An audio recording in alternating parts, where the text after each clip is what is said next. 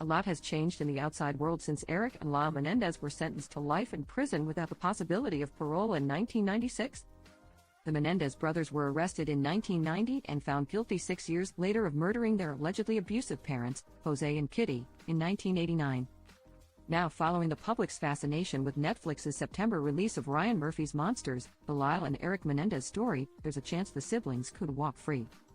Erik and Lyle initially had a hearing for their potential resentencing scheduled for Wednesday, December 11, though Judge Michael Jezik announced during the preliminary hearing at Van Nuys Courthouse West in Los Angeles on Monday, November 25, that he was delaying the court meeting until Thursday, January 30 and Friday, January 31. Judge Jezik said he was forced to postpone the potential resentencing hearing in order to give him enough time to review 17 boxes of evidence that could potentially prove true Erik and Lyle's claims they were sexually abused by their father starting at the age of 6 years old.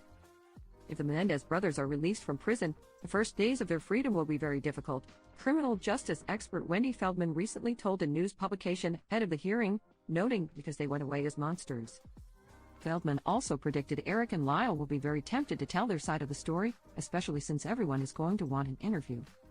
When it comes to interviews, however, the crime expert, who has worked closely with some of the Menendez brothers' family members in the past, thinks they should do none.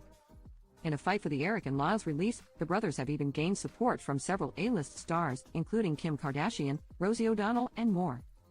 The Skims founder published an essay via NBC News advocating for the prisoners' freedom after meeting with the siblings in person at their jail in California. Both brothers said they had been sexually, physically, and emotionally abused for years by their parents. According to Lyle, the abuse started when he was just 6 years old, and Erik said he was raped by his father for more than a decade, Kardashian's article read in part. Following years of abuse and a real fear for their lives, Erik and Lyle chose what they thought at the time was their only way out, an unimaginable way to escape their living nightmare. Despite overwhelming family testimony acknowledging the abuse Erik and Lyle suffered, the public remains skeptical. Robbed of their childhoods by their parents, then robbed of any chance of freedom by a criminal justice system eager to punish them without considering the context or understanding the why, and without caring about whether the punishment fit the crime, Erik and Lyle were condemned before the trial even began, her essay concluded. In Touch spoke to Feldman about the Menendez brothers,